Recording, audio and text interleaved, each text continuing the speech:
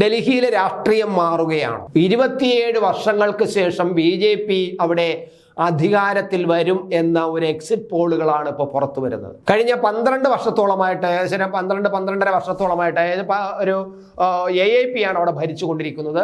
AAP മൃഗീയമായ ഭൂരിപക്ഷം വാങ്ങിയാണ്. കഴിഞ്ഞ പ്രാവശ്യം തന്നെ 62 MLA മാർ, 70 സീറ്റിൽ 62 MLA മാർ ഉണ്ടായിരുന്നു. അത്ര വലിയൊരു ഭൂരിപക്ഷം ജനങ്ങൾ നൽകിയ ഒരു ഗവൺമെൻറ്റാണ് ഇപ്പോൾ വിടാൻ പോകുന്നത് എന്നാണ് പറയുന്നത്. പക്ഷേ തിരഞ്ഞെടുപ്പിൻ്റെ ഫലം ശനിയാഴ്ച മാത്രമേ വരൂ. അപ്പോഴും മാത്രമേ നമുക്ക് വ്യക്തമായിട്ടുള്ള വിവരങ്ങൾ ലഭിക്കൂ. പക്ഷേ അവിടെ ഇപ്രാവശ്യം നടന്ന തിരഞ്ഞെടുപ്പ് പ്രത്യേകിച്ച് നമ്മൾ ശ്രദ്ധിക്കുമ്പോൾ ഏറ്റവും പ്രധാനമായിട്ടും ഈ അവിടെ ഭരിക്കുന്ന AAP എന്ന രാഷ്ട്രീയ പ്രസ്ഥാനം വളരെ വില കുറഞ്ഞ ചില അഭിപ്രായങ്ങളും ചില പ്രചരണങ്ങളും നടത്തി എന്നത് നമ്മൾ കാണുന്നതാണ്. മറ്റ് പല രാഷ്ട്രീയ പാർട്ടികളും തിരഞ്ഞെടുപ്പ് നടക്കുമ്പോൾ അവരുടെ വിജയത്തിന് വേണ്ടിയിട്ട് പല പ്രചരണങ്ങളും നടത്താറുണ്ട്.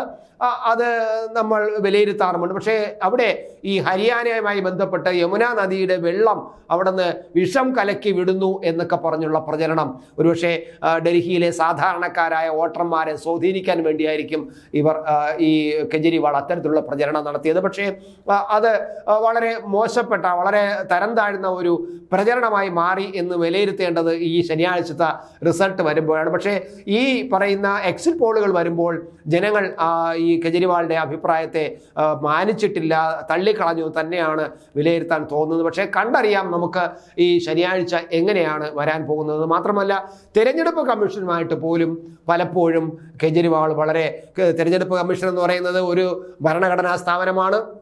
അതിൻ്റെ വിശ്വാസ്യത എന്നത് ഈ നമ്മുടെ തിരഞ്ഞെടുപ്പ് പ്രക്രിയയുടെ തന്നെ വിശ്വാസ്യതയാണ്. അപ്പോൾ ആ തിരഞ്ഞെടുപ്പ് കമ്മീഷൻ്റെ വിശ്വാസ്യതയെ പോലും മോശമാക്കുന്ന തരത്തിലുള്ള ഒരു പ്രതികരണമാണ് കെജ്രിവാളിൻ്റെ AAPയിൽ നിന്നും ഉണ്ടായതും കെജ്രിവാളിൽ നിന്നും ഉണ്ടായത്. അതൊക്കെ രാജ്യത്തിൻ്റെ തൽക്കാലത്തെ നേട്ടത്തിന് വേണ്ടിയിട്ട് തിരഞ്ഞെടുപ്പ് വിജയത്തിന് ഗുണകരമാവുമെങ്കിലും രാജ്യത്തിൻ്റെ നിലനിൽപ്പിനും വളരെ അപകടകരമാകുന്ന ചില പരാമർശങ്ങളാണ് ഈ കെജ്രിവാൾ കഴിഞ്ഞ തിരഞ്ഞെടുപ്പ് വേളകളിൽ പ്രചരണത്തിൽ നടത്തിയത്.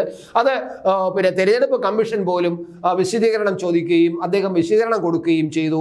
ഈ ജലത്തിൽ വിഷം കലക്കുന്നു എന്ന പരാമർശത്തിലും ഇലക്ഷൻ കമ്മീഷനെതിരായിട്ട് നടത്തിയ പരാമർശത്തിലും ഒക്കെ വിശദീകരണം ചോദിച്ചു ഇലക്ഷൻ കമ്മീഷൻ ആ വിശദീകരണം കേട്ടിട്ട് തൃപ്തികരമല്ല എന്ന് ഇലക്ഷൻ കമ്മീഷൻ പറയുകയും ചെയ്തിട്ടുണ്ട്. അപ്പോൾ പൊതുവിൽ ഒരു AAPയെ കുറിച്ചുള്ള ഒരു പൊതു ഇമേജ് തകരുന്ന തരത്തിലുള്ള രീതിയാണ് അദ്ദേഹത്തിൻ്റെ പ്രവർത്തനങ്ങൾ കഴിഞ്ഞ പ്രാവശ്യം ഇപ്പോഴത്തെ തിരഞ്ഞെടുപ്പ് പ്രചരണത്തിൽ നടന്നത്.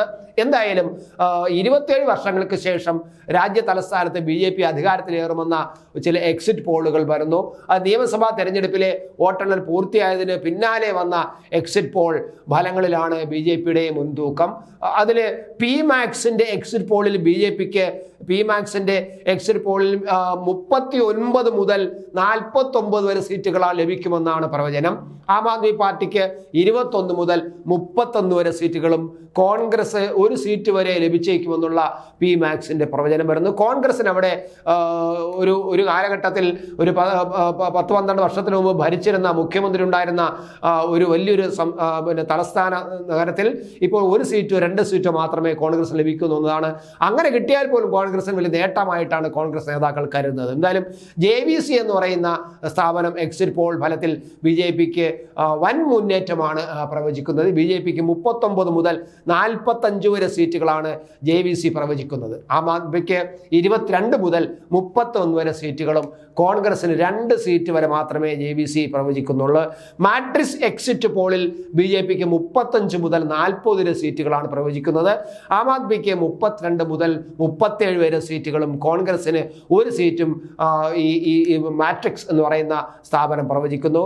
ചാണക്യ എന്ന് പറയുന്ന സ്ഥാപനത്തിൻ്റെ ചാണക്യ സ്ട്രാറ്റജീസ് എന്നാണ് അവരുടെ സ്ഥാപനത്തിൻ്റെ പേര്. അവർ എക്സിറ്റ് പോളിൽ BJPക്കാണ് മുൻതൂക്കം. അവർ 39 മുതൽ 44 വരെ സീറ്റുകളിൽ BJP വിജയിക്കുമെന്നാണ് ചാണക്യയുടെ പ്രവചനം. 25 മുതൽ 28 വരെ സീറ്റുകളാണ് ആം ആദ്മി പ്രവചിപ്പിക്കുന്നത്. കോൺഗ്രസിന് 3 സീറ്റ് വരെ ഈ ചാണക്യ നൽകുന്നുണ്ട്. എന്തായാലും 70 നിയോജക മണ്ഡലങ്ങളിലാണ് ഒറ്റഘട്ടമായി ഡൽഹിയിൽ വോട്ടെടുപ്പ് നടന്നത്. 699 സ്ഥാനാർത്ഥികളാണ് ജനവിധി തേടിയത്. മൂന്നാം വട്ടവും അധികാരത്തിലേറാൻ മനക്കോട്ട കെട്ടുന്ന ആപ്പിന് വമ്പൻ തിരിച്ചടിയാണ് എക്സിറ്റ് പോളുകൾ ഫലം പ്രവചിക്കുന്നത്. നമുക്ക് കാത്തിരിക്കാം ശനിയാഴ്ച വരെ എക്സിറ്റ് പോളുകൾ ശരിയാകുമോ. എന്നാൽ ആം ആദ്മി പറയുന്നത് ഞങ്ങൾ തിരിച്ച് അധികാരത്തിൽ വരും എന്ന് തന്നെയാണ്.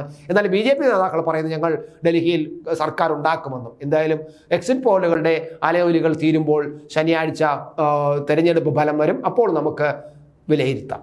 ഓരോ ജീവിതവും ഓരോ കഥകളാണ്, വേറിട്ട കഥകളുടെ ഒരു കൂട്ടായ്മ. വേണമെങ്കിൽ നമുക്കതിനെ ഒരു നോവലെന്ന് പേരിടാം. അതുപോലൊരു നോവലല്ലേ നിങ്ങളുടെ ജീവിതവും? എന്താ, ശരിയല്ലേ? നിങ്ങളുടെ അനുഭവങ്ങൾ, കഥകൾ എന്തുമായിക്കൊള്ളട്ടെ, അത് കേൾക്കാൻ DNA ന്യൂസിലൂടെ ഞാൻ എത്തുന്നു. കഥ പോലൊരു ജീവിതം, അതിനായി ഞാൻ നിങ്ങൾക്ക് വേണ്ടി കാത്തിരിക്കുന്നു.